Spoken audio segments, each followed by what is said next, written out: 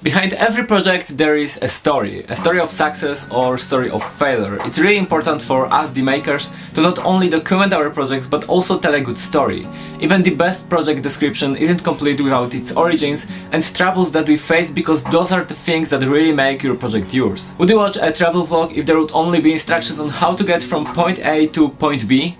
It's the stories that make our project great and stand out from the crowds. Whatever is the way you document your project, I would like to show you how I do it and what you should focus on in order to make a perfect instructable YouTube video or article.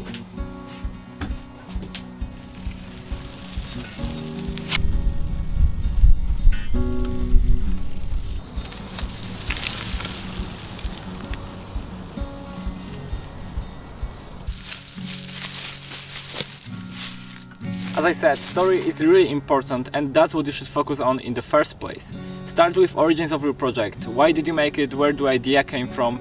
Maybe give a little sneak peek on the result of the projects and troubles that you faced. Try to grab attention of the readers and maybe say a few words about the result of the project. What did you learn? Are you happy with it? What could be done better? It's also a good idea to add stories in next steps or next part of the video. Maybe there was something special about part of the project that you should write about, maybe some troubles, maybe you learned something new. Try to keep the stories informative and funny, but also not too long. There is also a project to describe. Close your project with a story. Do you have any plans for the future? Maybe you want to build a second version.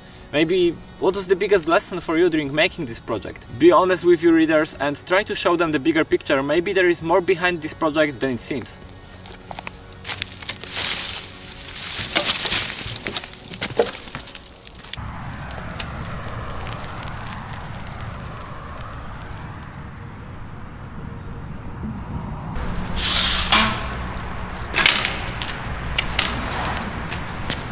Detailed part lists. This is one of the biggest problems that I see in most of the projects, even my own projects. I know sometimes it's hard to link to all of the components because, you bought some of them locally or something, but at least put the full name of the component. It's also a very good idea to give a link to a specific shop, maybe some Chinese shop, maybe Amazon, whatever you want. It's also a good idea to put multiple links to the same part but to different shops so that people can decide where they want to buy it. And if you can't find the part that you bought, just put a full name as detailed as it can be so that people can easily find this product and buy it.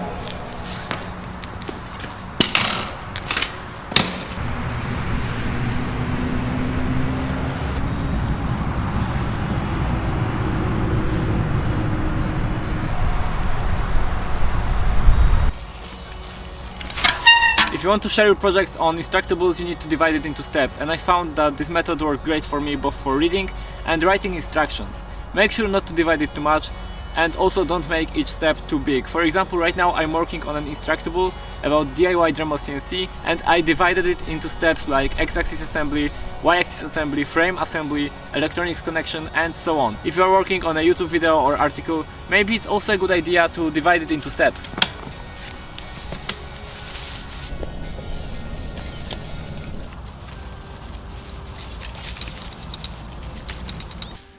As they say, picture is worth 1,000 words, and when it comes to documenting your project, it is as simple as that. Sometimes it's hard for me to explain how to assemble part of the project, but one picture can explain everything.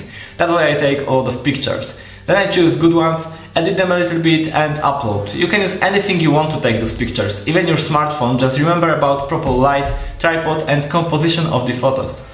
Another aspect is the main image of the project. Try to show full project with nice, not disturbing background, and maybe add some text if you want. I disassembled my CNC completely in order to assemble it again and take pictures of that. Previously I was making a video with my old camera, and when you extract a frame out of video, it's not really the same as taking a photo. So I decided to disassemble it completely. Right now I have to assemble it again, take perfect pictures for my instructable. That's how important pictures are.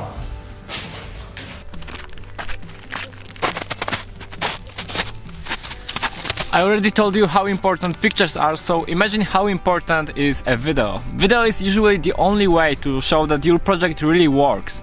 It don't have to be a 10-minute long video, all you need is a minute long video that proves that here's my project, it really works. Of course, if you want to make a longer video, I usually make longer videos, feel free to do it, put all of the details if you want, that's even better. Just remember about a video, it's really important part of the project that a lot of people forget about.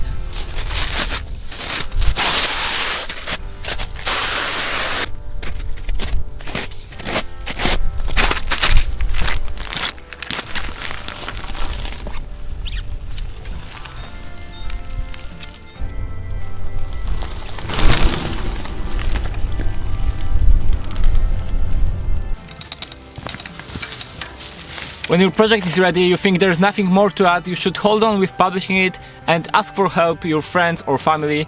Ask them to read it. Maybe there are some mistakes. Maybe something is not clear for them. If it's not clear for them, it may not be clear for someone else. Remember that you are the builder of this project. You know everything about it, but others don't. So it's good to have someone look at it from different perspective.